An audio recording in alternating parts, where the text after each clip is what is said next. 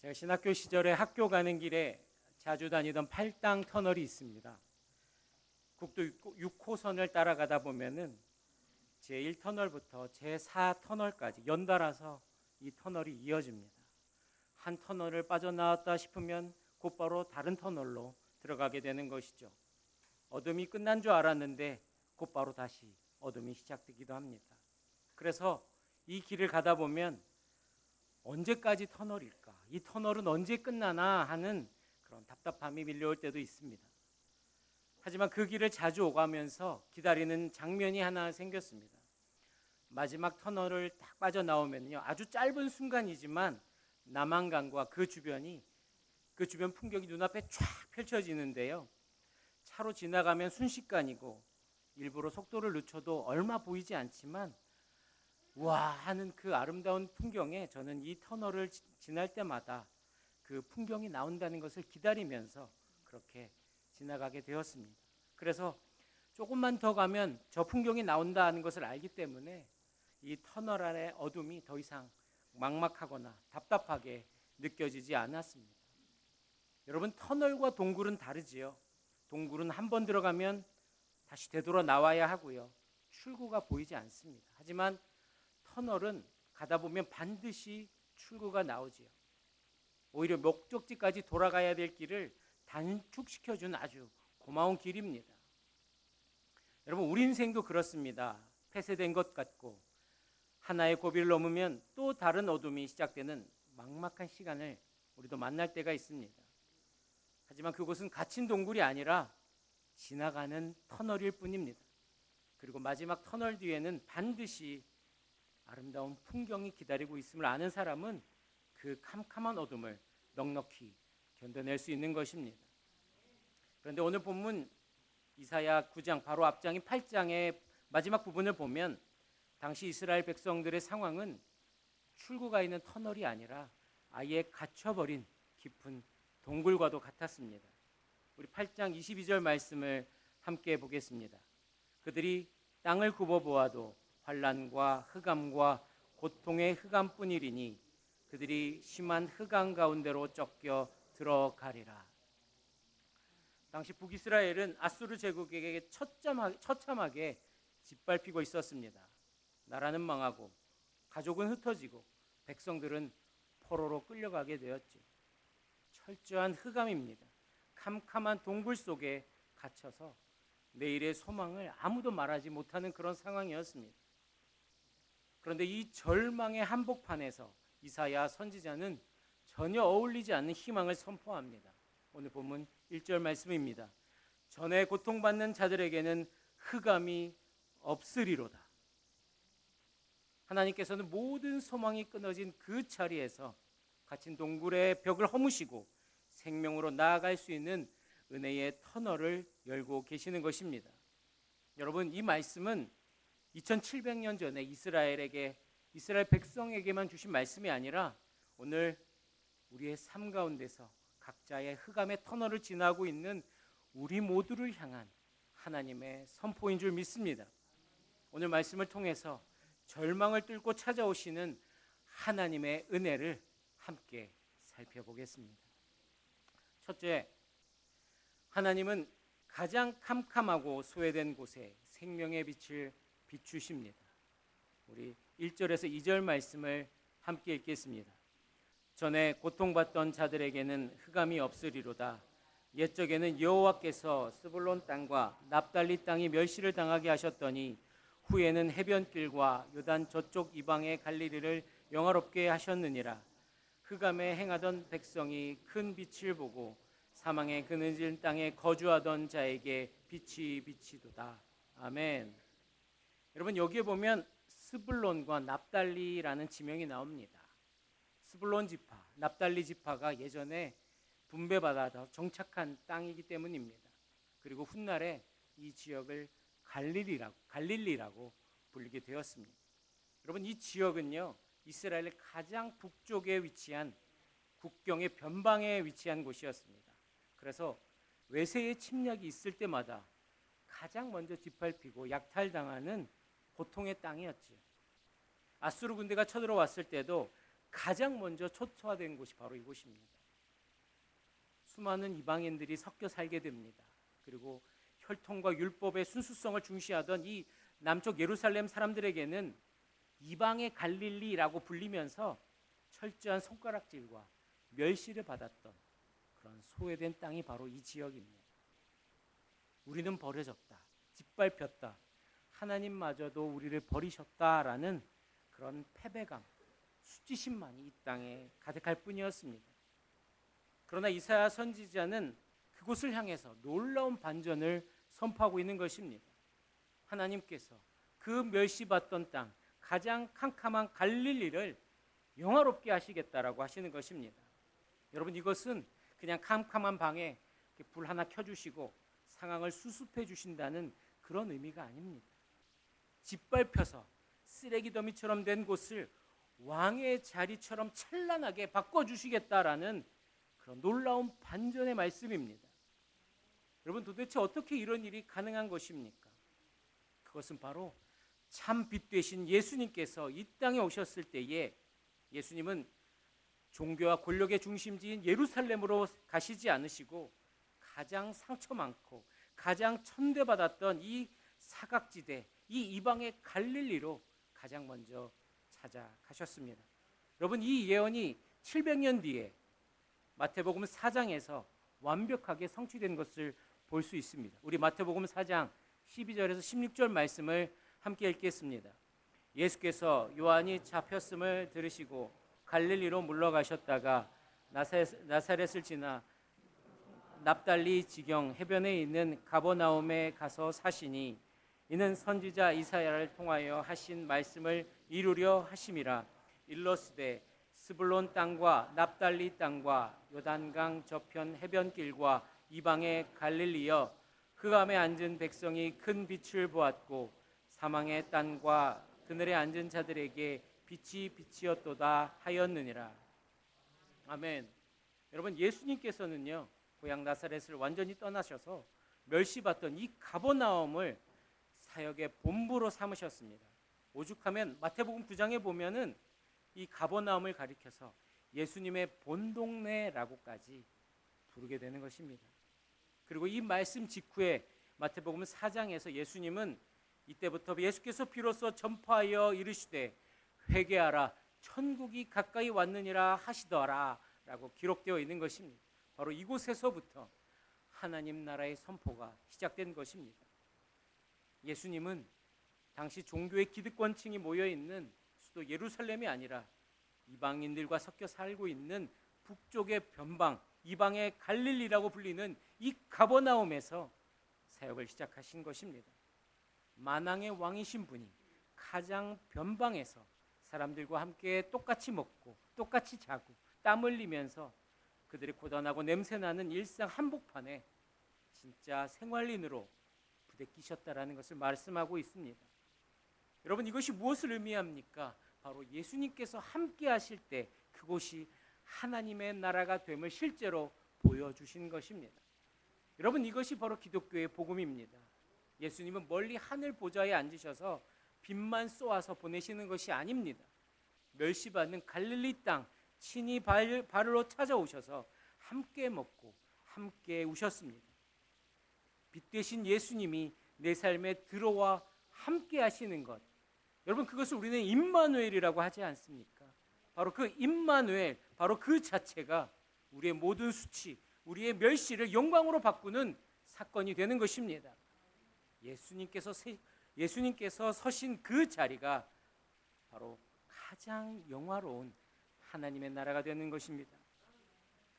여러분, 이번 주 수요일 7월 29일은요 보름입니다.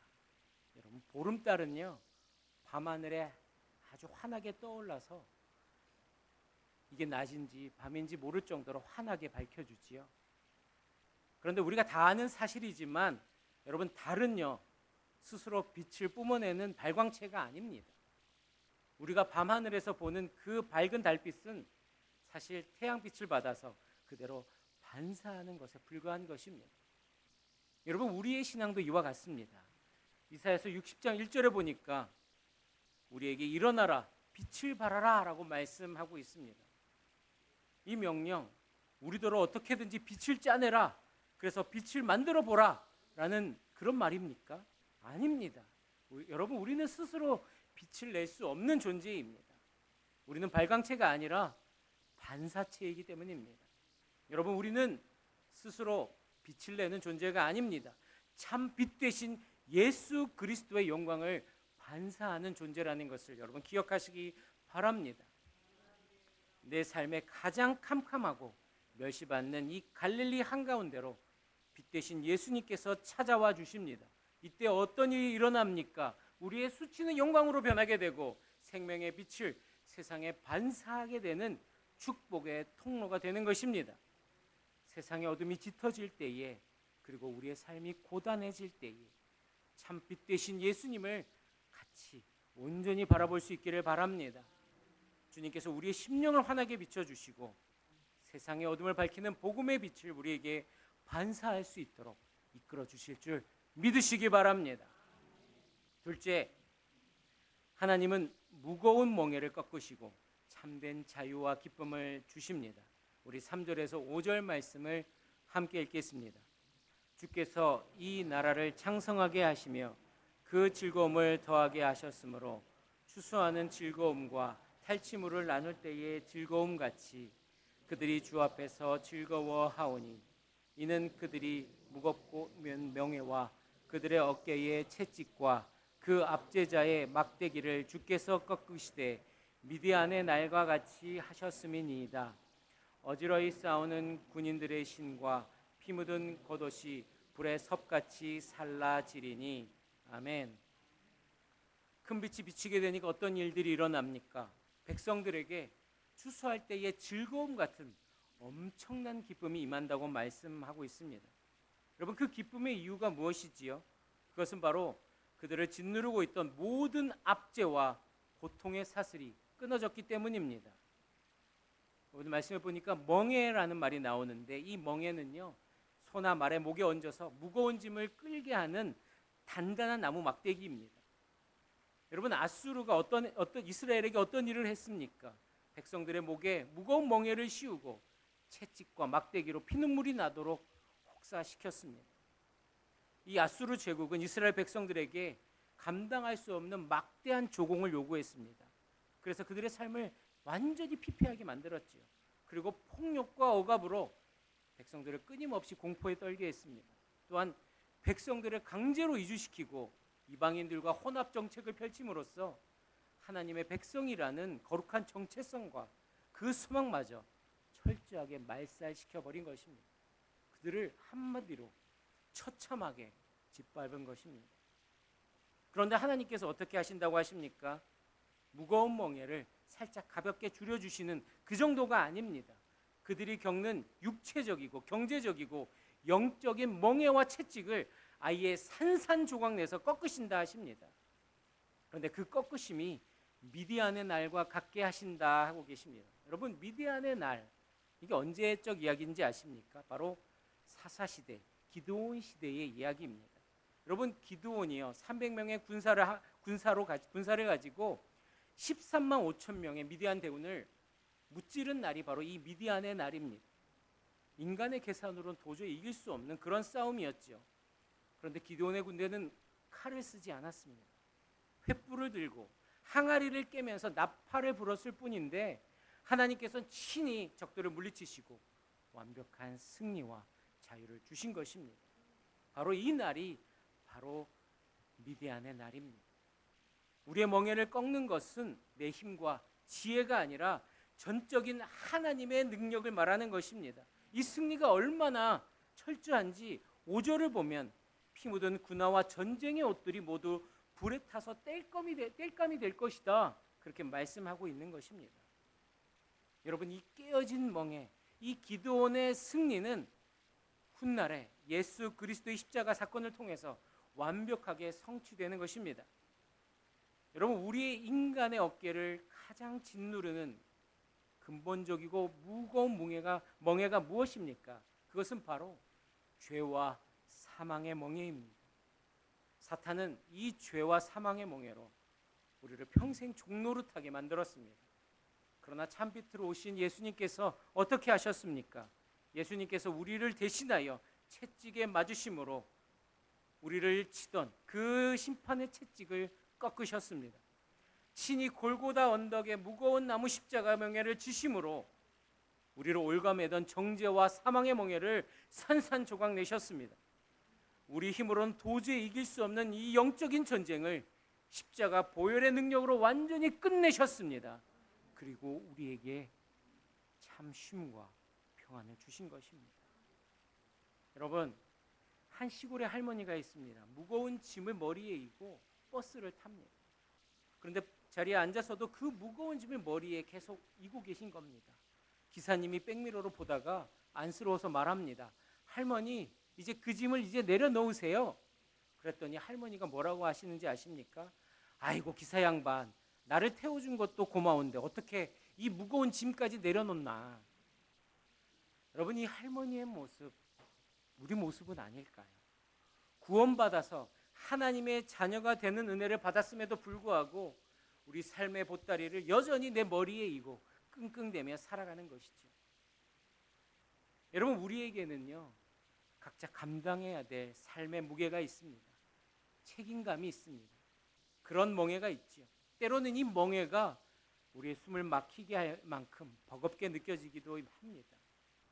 경제적인 압박이 있고 낫지 않는 질병이 있고 직장에서 또 사람과의 관계에서 오는 삶의 무게와 스트레스도 있습니다. 그렇게 우리는 하루하루를 힘겹게 버티고 있습니다. 우리는 이 멍해를 내 힘으로 어떻게든 버텨보려고 견뎌보려고 이를 악물기도 하지요. 그때 하나님 말씀하십니다. 너가 스스로 이길 수 없음을 나는 잘 안다. 기도원의 날처럼 내가 그 멍해를 박살내 주겠다 라고 말씀하십니다. 하나님께서 우리에게 짐을 지어놓고 멀리서 채찍질 하시는 분이 아니십니다. 수고하고 무거운 짐진 자들아 다 내게로 오라. 내가 너희를 쉬게 하리라. 아멘. 예수님은 우리의 그 무거운 멍에를 십자가에서 대신 지시고 완전히 꺾어서 부셔버리셨습니다. 여러분, 오늘 우리의 예배가 우리 어깨를 짓누르던 이 삶의 무거운 멍에가 부러지고 참된 자유와 기쁨을 회복하는 시간이 되기를 간절히 바랍니다. 그렇게 하나님께서 우리에게 인도해 주시고 붙잡아 주시고 함께해 주실 줄 믿습니다. 셋째, 하나님의 열심이 이 모든 회복을 이루십니다. 6절에서 7절 말씀을 함께 읽겠습니다. 이는 한 아기가 우리에게 낳고 한 아들을 우리에게 주신 바 되었는데 그의 어깨에는 정사를 메었고 그의 이름은 기묘자라 모사라 전능하신 하나님이라 영존하시는 아버지라 평강의 왕이라 할 것임이라. 그 정사와 평강의 더함이 무궁하며 또 다윗의 왕자와 그의 나라에 군림하여 그 나라를 굳게 세우고 지금 이후로 영원히 정의와 공의로 그것을 보존하실 것이라. 만군의 여호와의 열심이 이를 이루시리라. 아멘. 강력한 아수르 군대 제국을 우리 하나님께서 무너뜨리시고 꺾이지 않을 것 같은 그 멍에를 부셔버리신 그 위대한 구원, 그 놀라운 구원, 여러분 어떻게 시작됐는지 아십니까? 하늘에서 천군 천사가 불칼을 들고 내려왔습니까? 아닙니다. 이사야 선지자는 너무나 뜻밖의 말을 하고 있습니다. 무엇입니까? 한 아기가 우리에게 태어났다. 가장 나약한 존재 아닙니까? 가장 무력해 보이는 존재 아닙니까? 한 아기, 이 아기를 통해서 하나님의 놀라운 반전이 시작되는 것입니다. 그 6절을 보니까 그 아기에 대해서 말하고 있습니다. 그의 어깨에는 정사를 메었다라고 선언합니다. 여러분, 정사는요 왕의 망토를 말합니다. 나라를 다스리는 통치권, 권력을 뜻하지요. 여러분, 고대의 왕들은요 자신의 화려한 망토를 어깨에 걸침으로써 자신의 권력을 과시했습니다. 그러나 우리의 참된 왕이신 예수님은 이 권력을 상징하는 망토를 두르신 것이 아닙니다. 우리의 모든 죄악, 우리의 모든 고통, 우리가 담당해야 될 모든 심판의 무게가 바로 담긴 그 십자가를 그분의 어깨에 짊어지셨습니다. 그 십자가를 짊어지시고 골고다에 오르심으로써 온 세상을 구원하고 다스리시는 영원한 통치권을 완성하신 것입니다. 여러분, 이 아기의 이름이 얼마나 놀라운지 아십니까? 기묘자, 모사, 전능하신 하나님, 영존하시는 아버지, 평강의 왕이라고 말씀하십니다. 여러분, 기묘자가 뭡니까? 우리의 이해를 뛰어넘는 신비로운 지혜로 일하시는 분이다라는 말입니다. 여러분, 모사는 뭡니까? 지략가지요.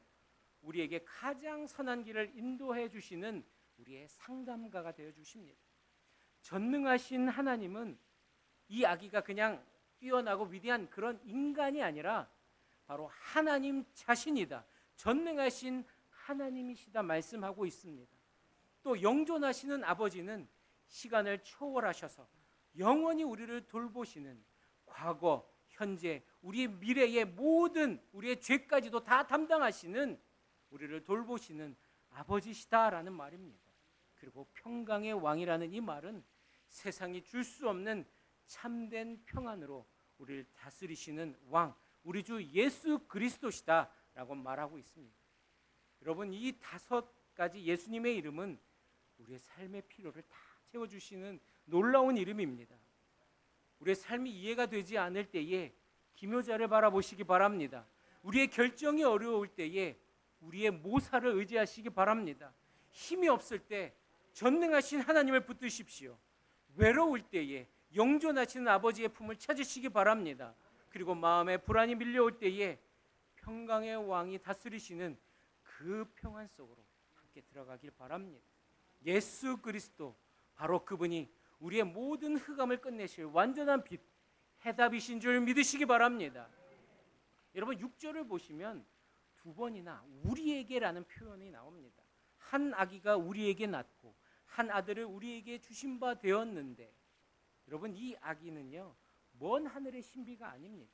바로 우리 위에 이 땅에 오신 아기 예수, 오직 우리 주 예수 그리스도, 그분은 흑암 가운데 있던 백성에게, 멍에에 눌러있던 바로 우리들에게 주어진 선물이라는 것입니다.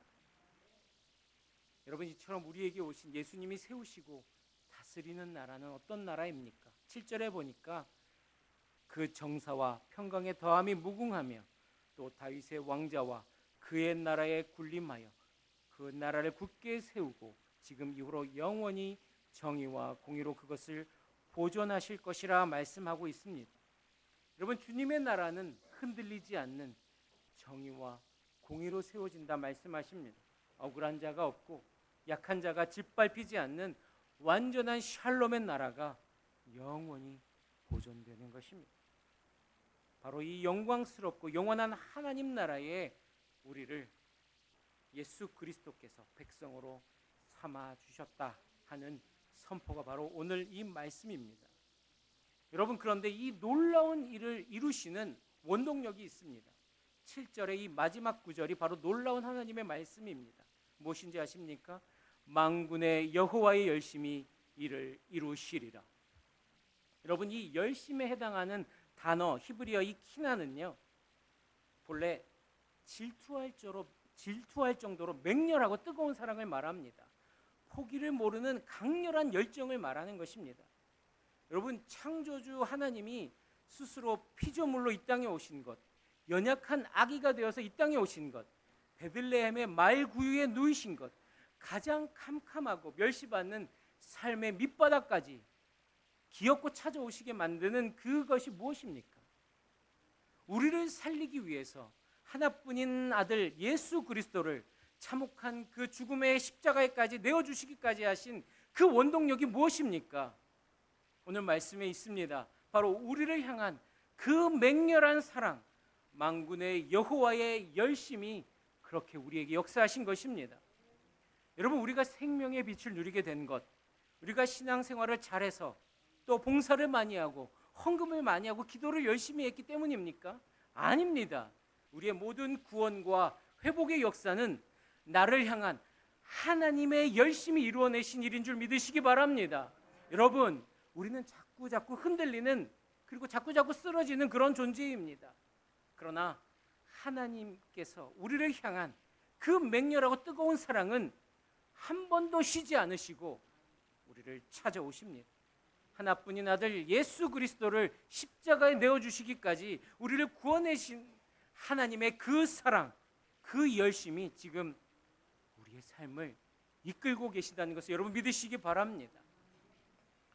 여러분, 이 고백을 담은 찬양이 있습니다. 오늘 우리 함께 우리 앞에 예배 전에도 찬양하면서 불렀는데요, 하나님의 열심이라는 찬양입니다.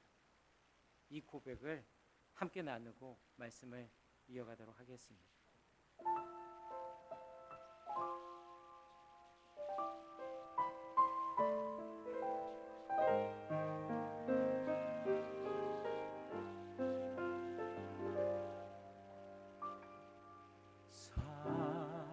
사랑하는 내 딸아,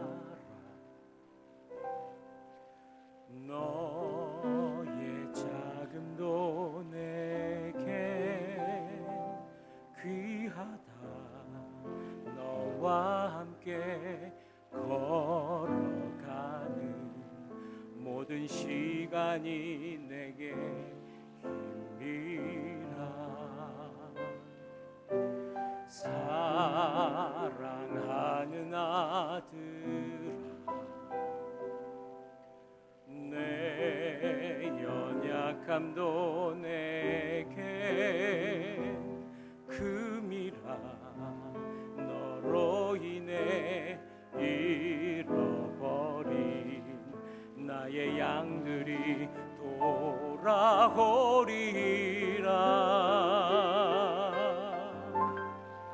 조금 느린 듯해도 기다려 주겠니? 조금 더딘 듯해도 믿어줄 수 있니? 내가 가는 그 길 절대 헛되지 않으니 나와 함께 가자. 앞이 보이지 않아도 나아가 주겠니? 이해되지 않아도 사랑해 주겠니?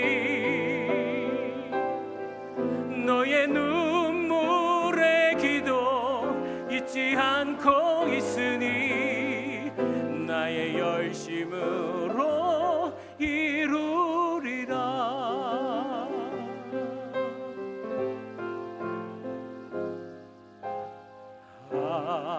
하나뿐인 사랑아, 내게 부탁이 있다. 길 잃어 지친 영혼 돌아보라. 나의 품으로 안기어라. 조금 느린 듯해도 기다려 주겠니?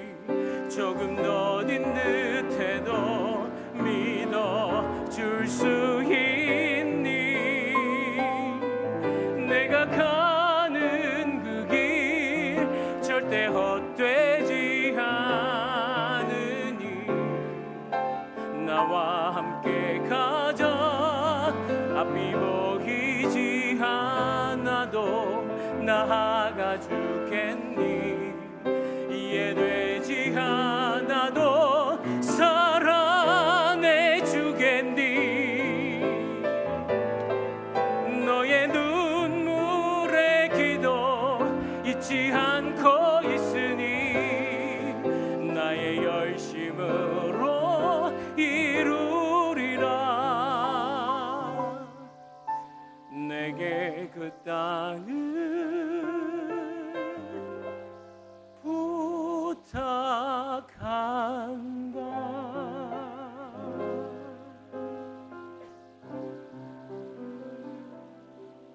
여러분, 너를 기억하고 있다. 너의 눈물의 기도를 잊지 않고 있다. 나의 열심이 마침내 이룰 것이다 라는 이 말씀, 하나님의 말씀을 기억하시기 바랍니다. 여러분, 내 신앙의 성패는 나의 결심이 아닙니다. 나의 감정이 아닙니다. 우리의 신앙의 성패는 나를 절대로 포기하지 않으시는 만군의 여호와의 열심에 달려있다는 것 여러분 기억하시기 바랍니다.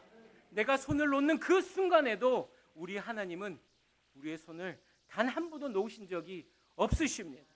나를 기어코 살려내시는 이 하나님의 열심, 우리의 삶, 우리 축복로 교회를 가장 영광스럽게 이끌어 가실 줄 믿으시기 바랍니다. 말씀을 맺겠습니다. 혹시 이 자리에 인생의 깊은 흑암 가운데 계신 분 계십니까? 여러분, 이 어둠이 우리 인생의 끝이 아닙니다.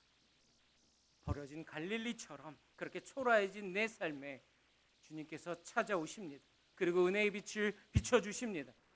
죄와 사망의 멍에를 예수님께서 십자가의 능력으로 산산조각 내십니다. 그리고 우리에게 참된 평화와 안식을 주십니다.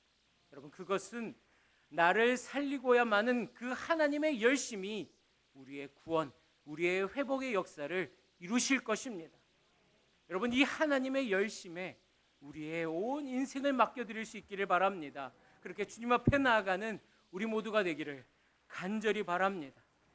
이 시간 함께 찬양하겠습니다. 아바 아버지 함께 찬양합니다.